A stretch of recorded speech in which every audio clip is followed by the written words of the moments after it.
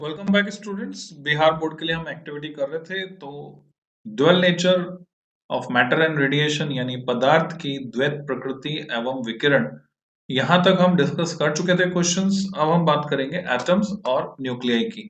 बच्चों, ये है एनसीईआरटी में chapter number 12 and chapter number 13।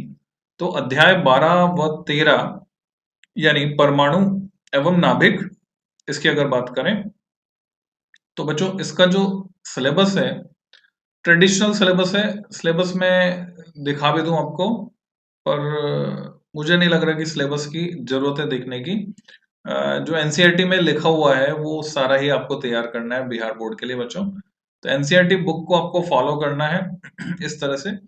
ये फिगर को लेकर गाइडलाइंस है, तो कौन कौन सी फिगर्स आपको लर्न करनी है वो आप देख लीजिए, यानी इनको बनाकर आपको प्रैक्टिस करनी होगी। एटम्स चैप्टर में ये 3 फिगर पे बड़ा क्वेश्चन आता है ना, 3 फिगर लाइन से। फिर ब्लू बॉक्स में जो लर्न करने का वो है पेज नंबर 432 पर। पॉइंट्स टू पॉन्डर में जो पॉइंट्स हैं वो आप देख सकते हैं कौन कौन से points. Okay, points to ponder में नहीं है, ये कुछ पॉइंट्स हैं पेज पेज नंबर 424 पर। 1 2 3 आपको रीड करने हैं। 431 पर ये कुछ पॉइंट्स दिए हुए हैं, ये भी आपको रीड करने हैं। तो पेज के हिसाब से ये पॉइंट्स इस तरह से मार्किंग आपको एनसीईआरटी में मिलेगी। सॉल्व एग्जांपल्स में जो मोस्ट इंपॉर्टेंट है वो ये है, और उसके बाद समरी के पॉइंट्स आपको इन गाइडलाइन के हिसाब से प्रिपेयर करने हैं। एंड एक्सरसाइज के जो क्वेश्चंस हैं, ये जो चैप्टर है इसमें क्वेश्चन रिपीट होते हैं बच्चों, मतलब फैमिलियर क्वेश्चंस आपको मिलने वाले हैं। ये कंसेप्चुअल इसको लर्न करना है आपको, कंसेप्चुअल न्यूमेरिकल इसको लर्न करना है। तो अब देखेंगे प्रीवियस ईयर में जो आए हुए क्वेश्चंस हैं वही आपको रिपीट होते हुए दिखेंगे। न्यूक्लियर पे अगर हम चलते हैं, अगला जो चैप्टर है उसमें कुछ इंपॉर्टेंट फिगर्स हैं जो यहाँ पर मैंने मार्क की हैं, तो इनको अच्छे से तैयार कर लें। और इसी तरह से ये जो लर्न वाले हैं ये तो आपको तैयार करनी है। अब तक ये गाइडलाइंस आपके समझ में आने लग गई होंगी, जैसे ये है DL डेरिवेशन लर्न, ठीक है। DA एनालाइज, इसको लिख कर नहीं तैयार करना है, एनालाइज करना है, क्योंकि उसमें क्या कंसेप्ट छुपा है वो आपको समझना है। जहां जहां एन लगा हुआ वो सब न्यूमेरिकल है बच्चों। सो प्रिपेयर अकॉर्डिंगली, तो इस तरह से इनकी तैयारी करें। अब इनके क्वेश्चंस पे अगर मैं आपको ले चलता हूं, तो पहला क्वेश्चन तो ड्वेल नेचर ऑफ मैटर से है, पर कई बार क्या होता है इन दोनों चैप्टर में मिलाकर और लगाकर भी क्वेश्चन आ जाता है, तो उस पॉइंट ऑफ व्यू से इसको इधर रखा है, इसमें हटाया नहीं मैंने। गलती से इधर आ गया तो मैंने हटाया भी नहीं। फिर डिराइव द, ये बात समझाने के लिए, derive the expression for the D Broglie wavelength. D Broglie wavelength के लिए आपको एक्सप्रेशन डिराइव करना है। तो क्वांटम थ्योरी के हिसाब से जो फोटोन की एनर्जी होती है इक्वल टू एच न्यू होती है। आइंस्टीन का जो रिलेशन है एनर्जी और मोमेंटम में, उसको हम इस तरह से लिख सकते हैं, equal to under root of P square C square plus M square C four, equal to M C square जो था वहीं से ये इस तरह का रिलेशन आ रहा है। एंड फोटोन इज मासलेस, तो मासलेस है तो ये टर्म जीरो होने से E equal to P C हो जाता है, या एच न्यू पी सी के बराबर हो जाता है। और यहां से हम निकाल सकते हैं lambda equal to H by P. अगर आपको थोड़ा कॉम्प्लेक्स लगता है तो आप डायरेक्टली भी कर सकते हैं, E equal to h nu और nu equal to c by lambda, और nu equal to c by lambda लिखते ही आपको ये मिल जाता है।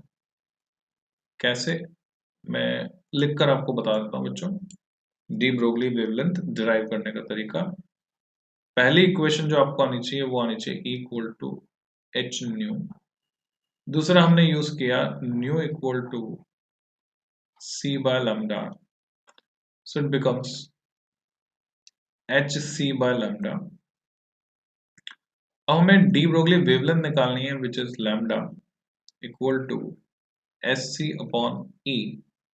पर हम जानते हैं आइंस्टीन मास एनर्जी इक्विवेलेंस से E होता है mc square, so we have to write here hc upon E की जगह आया mc स्क्वायर। तो हम देख रहे हैं एक C कैंसिल हो गया, और mc को हम लिख सकते हैं मोमेंटम, मास इनटू वेलोसिटी है तो ये बनता है h/p। तो इसी को हम बोलते हैं डी ब्रोगली वेव इक्वेशन। तो आप ऐसे भी डिराइव कर सकते हैं। According to de Broglie, if a wave behaves like a particle, then a particle must behave like a wave। और उसके साथ हम एक वेवलेंथ एसोसिएट कर सकते हैं, और यही इस बात का प्रूफ भी होगा कि अगर हमने पार्टिकल की वेवलेंथ को नाप दिया तो डेफिनेटली वो वेव की तरह बिहेव कर रहा है। नेक्स्ट क्वेश्चन है write full form of laser and maser. तो ये छुपा हुआ सवाल है बच्चों, एनसीईआरटी में डायरेक्ट नहीं मिलेगा आपको, लेजर तो मिलेगा, मेजर नहीं मिलेगा, छुपा हुआ है। Difference is only that L से लाइट होता है, एम से माइक्रोवेव होता है, बस यही डिफरेंस है, बाकी सब तो सेम है। लेजर स्टैंड्स फॉर, ये लेजर जो है ब्लू बॉक्स में, एटम्स चैप्टर में लास्ट में, तो इस ब्लू बॉक्स के आर्टिकल को जरूर पढ़ लें बच्चों। Laser stands for light amplification by stimulated emission of radiation, and maser stands for microwave amplification by stimulated emission of radiation. Question number 3 है what is the function of moderator. अब ये moderator क्या होता है, मंदक, मंदक का क्या कार्य होता है, एंड कंट्रोलिंग रॉड्स, जो नियंत्रक छड़े हैं उनका क्या रोल होता है इन ए न्यूक्लियर रिएक्टर, नाभिकीय भट्टी में इनका क्या रोल होता है, क्या कार्य करते हैं। तो मॉडरेटर का जो फंक्शन है वो है it slows down the speed of neutrons, neutron की गति को धीमा बनाता है, to make them useful for further fission, जिससे कि आगे फिशन यानी एक तो संलयन होता है, संलयन बोलते हैं फ्यूजन को, और फिशन को हम क्या बोलते हैं,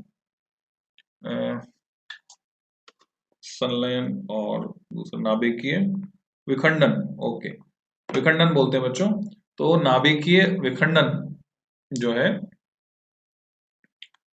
उसके लिए हमको, यानी फिशन के लिए हमको धीमा न्यूट्रॉन चाहिए होता है, जो कि U92 235 आसानी से अवशोषित कर लेता है, एब्जॉर्ब कर लेता है, और उसके बाद अस्थायी होकर यानी अनस्टेबल होकर डिसोसिएट हो जाता है, ब्रेक हो जाता है बेरियम और क्रिप्टन में।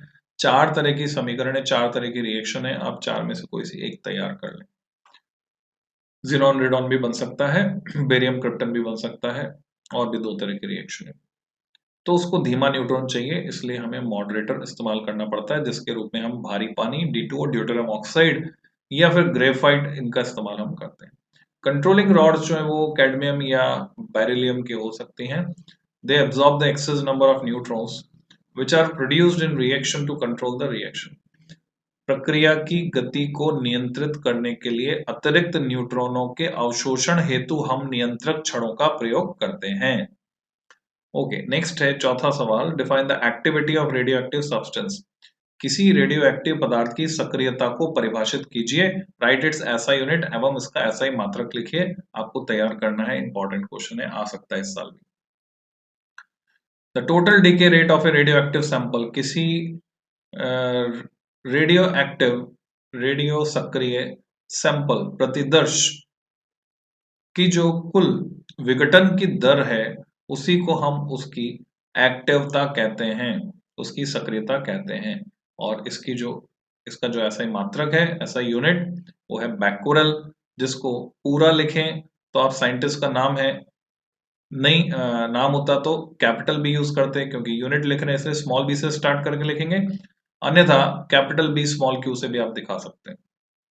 पांचवा सवाल है give postulates of bourse theory, bore के सिद्धांत, बोर की संकल्पना, है ना, अलग अलग नाम से आपसे पूछ सकते हैं, तो वो हमें लिखना है पॉस्टुलेट। तो तीन पॉस्टुलेट आपको पक्के तैयार करने हैं बच्चों। केमिस्ट्री में तो 6-7 होते हैं जो आपको तैयार करने होते हैं, फिजिक्स में केवल 3 जो एनसीईआरटी में दिए हुए हैं। Explain hydrogen spectrum on the basis of bourse theory, उसके आधार पर आपको हाइड्रोजन के स्पेक्ट्रम को समझाना है। तो क्या अजम्पशन, क्या पॉस्टुलेट, क्या संकल्पनाएं दी थी बोर ने, all electron revolve around the nucleus in circular orbits, वृत्ताकार कक्षकों की संकल्पना दी थी। Second, the orbits in which electrons revolve are stationary and discrete, उसने बताया था कि ये स्थायी होते हैं, ये कक्षक स्थायी होते हैं, स्टेबल होते हैं। तीसरा, only those orbits are said to be stationary and discrete for which angular momentum ये इंपॉर्टेंट पॉस्टुलेट है बोर का, MVR equal to NH upon 2 pi. तो यहां पर अगर हम देखें तो स्थाई ऑर्बिट ये पॉइंट 2 और 3 मिलाकर लिखा जाता है, तो आप एनसीईआरटी को फॉलो करें, इसको फॉलो ना करें।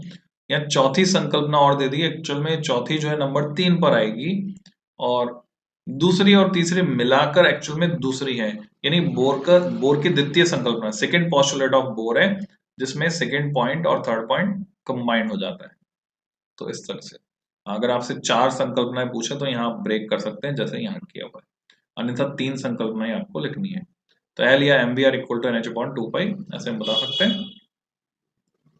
सो Bohr frequency condition, Bohr's wavelength condition, Bohr explanation spectral series hydrogen spectrum.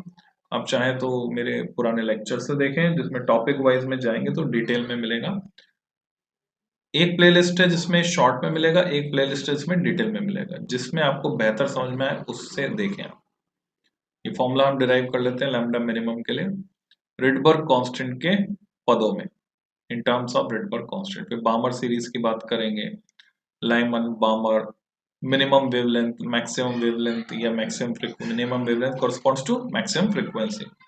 Paschen series की बात करेंगे, अगर इलेक्ट्रॉन जंप करता है 4, 5, 6 से 3 में, तो हमें पास्चन सीरीज मिलती है।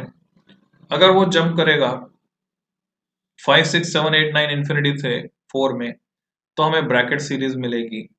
और आखिर में, ये पूरी सिमेट्री है बच्चों, ये आपने अच्छे से प्रैक्टिस किया हुआ होगा, तो इसलिए मैं इसकी डिटेल में नहीं जा रहा हूँ। फोर्ड सीरीज आपको मिलेगी, केमिस्ट्री में भी आप इसको पढ़ते हैं, फिजिक्स में भी पढ़ते हैं। तो फिजिक्स में फुंड सीरीज तक बात करते हैं हम, हम्फ्री की बात हम नहीं करते, केमिस्ट्री वाले हम्फ्री की बात भी करते हैं। तो फिजिक्स में फुंड तक ही जाना है, Pfund series last. Next, energy distribution spectral line. आपको ये डायग्राम और इसके अलावा ऑर्बिटल डायग्राम बनाना भी आना चाहिए। ऑर्बिटल डायग्राम हम इसको कहते हैं बच्चों, this is called orbital diagram. तो इसकी प्रैक्टिस आपको करनी है, और ये डायग्राम एनसीईआरटी में दिया हुआ है, वहां से आप देख सकते हैं।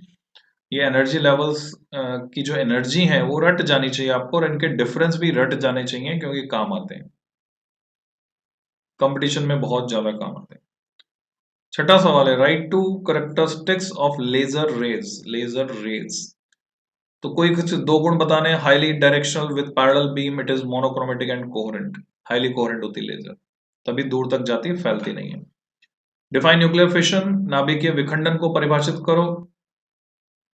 Mention its nuclear reaction which take place in a nuclear reactor, वो भी बताना है हमको, नाभिकीय विखंडन को परिभाषित करके। तो बता सकते हैं, है ना, आप अपनी लैंग्वेज में इसको लिख सकते हैं। कोई सी एक रिएक्शन, कोई सी एक समीकरण आपको तैयार करनी है। बेरियम क्रिप्टन वाली है, जिसमें 3 न्यूट्रॉन निकलते हैं। एक रिएक्शन ऐसी भी होती है, एक अभिक्रिया जिसमें 2 न्यूट्रॉन निकलते हैं, और एक ऐसी भी होती है जिसमें 4 न्यूट्रॉन निकलते हैं, and large amount of energy.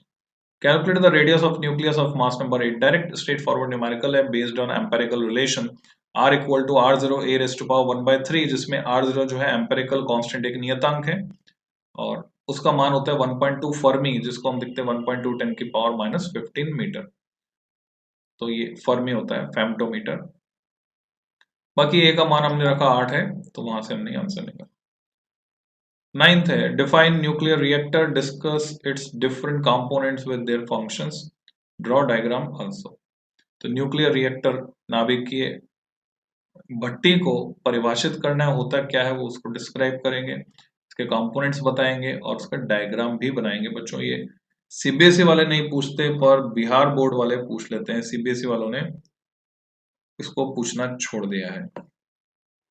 So like this, controlling rods, radio active protection arrangement, उसके लिए हम लेड की कोटिंग यूज करते हैं, है ना, thickness of 2 metre wall thickness, concrete wall भी बनाते हैं। State 2 properties of a nuclear force. Nuclear force के बारे में आपसे सवाल पूछा जाता है, सीबीएसई में भी पूछा जाता है, कंपटीशन में भी पूछा जाता है। It is mainly an attractive force, पर आपसे पूछा जाता है क्या रिपल्शन का हो सकता है, आंसर इज यस। क्या ये सेंट्रल फोर्स है? नो, ये सेंट्रल फोर्स नहीं है। क्या इनवर्स स्क्वायर रिलेशनशिप को फॉलो करता है? नहीं, nuclear force inverse square relationship को फॉलो नहीं करता है। क्या ये दुनिया का सबसे शक्तिशाली बल है? हाँ, ये it is the strongest force of nature, strongest fundamental force of nature. इसको हम 11th क्लास में पढ़ते हैं पहले ही चैप्टर में। इसके अलावा न्यूक्लियर फोर्स जो है, नाभिकीय बल, ये स्पिन डिपेंडेंट है, घूर्णन पर आधारित है कि वो जो न्यूक्लियन यानी प्रोटॉन और न्यूट्रॉन के बीच कार्यरत है, उनका घूर्णन क्लॉकवाइज है घड़ी की सुई की दिशा में या एंटी क्लॉकवाइज है उसके विपरीत दिशा में, उस पर निर्भर करेगा। समान घूर्णन वालों के बीच अधिक लगता है, विपरीत घूर्णन वालों के बीच कम लगता है ना। तो ये कुछ फैक्ट्स और हैं इससे रिलेटेड। तो आप इसका ग्राफ भी तैयार कर सकते हैं बच्चों, ग्राफ इंपॉर्टेंट होता है। इस चैप्टर में 2 ही ग्राफ हैं जो बहुत ही इंपॉर्टेंट है। एक तो अभी आ भी जाएगा शायद, मास नंबर के साथ यानी ए के साथ एनर्जी का वेरिएशन, इंटर न्यूक्लियन एनर्जी, अंतर नाभिकीय ऊर्जा का उसका परिवर्तन वो दिखाना, और बाइंडिंग एनर्जी पर न्यूक्लियन वो दिखाना। Mention few application of laser technology. Okay, it is used in industry, ये तो जनरल है, किसी के भी लिख सकते हैं। It is used in surgery, सही बात है, आंख की सर्जरी में भी काम आती है। It is used in communication, laser का इस्तेमाल करते हैं लॉन्ग डिस्टेंस कम्युनिकेशन में। It is used in making holograms, laser के होलोग्राम्स आपने फिल्मों में देखे होंगे। It is used in scientific research, ये एक जनरल यूज है, जब कुछ याद नहीं आया आप लिख सकते हैं scientific research, research work. 12th, explain Bohr's atomic model for hydrogen atom, calculates its radius, velocity and energy. NCERT से कर लीजिए, यहाँ से कर लीजिए, जहां से बेहतर समझ में आए। ये डेरिवेशन है, कैसे रेडियस निकालनी है। कुल मिलाकर 3 फॉर्मूले होते हैं बच्चों, mv square by r equal to k q1 q2 by r square. Force हमने बैलेंस कर दिया, सेंट्रीपिटल फोर्स इलेक्ट्रॉन को घूमने के लिए जो चाहिए वो कहां से मिलेगा, यहाँ से मिलेगा। दूसरा होता है mvr equal to nh upon 2 pi, जो कि बोर का सेकंड पोस्टुलेट है, यानी द्वितीय संकल्पना है बोर की। और तीसरा होता है v equal to omega r या omega equal to v upon r. इनसे हमारा काम चल जाता है और ये सारे डेरिवेशन हो जाता है। ओमेगा आप जानते हैं 2 पाई बाय कैपिटल टी होता है और 1 अपॉन कैपिटल टी होता है न्यू फ्रीक्वेंसी, तो फ्रीक्वेंसी का एक्सप्रेशन भी हम निकाल सकते हैं। तो ये आपको याद होगा सही, r 0.53 एंगस्ट्रॉम होता है पहली ऑर्बिट की रेडियस हाइड्रोजन एटम में। वेलोसिटी हम कैलकुलेट कर सकते हैं इस तरीके से, इसको आप स्क्रीन को रोक कर देख सकते हैं। एनर्जी हम कैलकुलेट कर सकते हैं बच्चों, 2 तरह की एनर्जी होगी इलेक्ट्रॉन में, उसकी स्थिति की वजह से स्थितिज ऊर्जा, पोटेंशियल एनर्जी, गति की वजह से काइनेटिक एनर्जी, गतिज ऊर्जा, और टोटल एनर्जी दोनों का सम होगा। रिलेशन बिल्कुल वैसे ही मिलेंगे जैसे ग्रेविटेशन चैप्टर में, गुरुत्वाकर्षण में आपने सीखा था किसी सैटेलाइट की ऊर्जा के बारे में, या प्लैनेट सन सिस्टम में प्लैनेट की ऊर्जा ना, किसी ग्रह की ऊर्जा, और प्लैनेट सैटेलाइट सिस्टम में सैटेलाइट की एनर्जी, बिल्कुल वैसे। तो ये रिलेशन आपको डिराइव करने की प्रैक्टिस करनी है। 13th क्वेश्चन है, radioactive element reduces to 25%, numerical है छोटा सा, इनिशियल मास इन 1000 ईयर, 1000 साल में घटकर 25% रह जाता है। ठीक है, 1000 साल लगते हैं, उसमें घटकर 25% रह जाता है। फाइंड इट्स हाफ लाइफ, उसका उसकी अर्ध आयु ज्ञात कीजिए। तो टाइम आपको 1000 साल दिया। अब ये फॉर्मूले का फॉर्मेट आपको यूज करना आना चाहिए। कैसे इसको यूज करते हैं, इनिशियल अमाउंट है n0, प्रेजेंट अमाउंट है n, तो n upon n0 equal to half raise to power small n, जहाँ पे स्मॉल n मतलब total time upon t half. तो सीधे हम इसको लगाकर बिना लॉग लिए ये सॉल्व कर लेते हैं। Otherwise n equal to n0 e raise to power minus lambda t काम में लेंगे वो समीकरण, तो हमें लॉग लेना पड़ेगा। यहाँ लॉग लेने की जरूरत नहीं पड़ती, और वैल्यू इसी तरह की होती है कि आप कैलकुलेट कर पाए। Name the spectral series of hydrogen spectrum lying in ultraviolet, ultraviolet में लाइमन सीरीज है। इंफ्रारेड, बाकी सब इंफ्रारेड में है, विजिबल रीजन में बामन है ना। सो ये आपको पता होना चाहिए।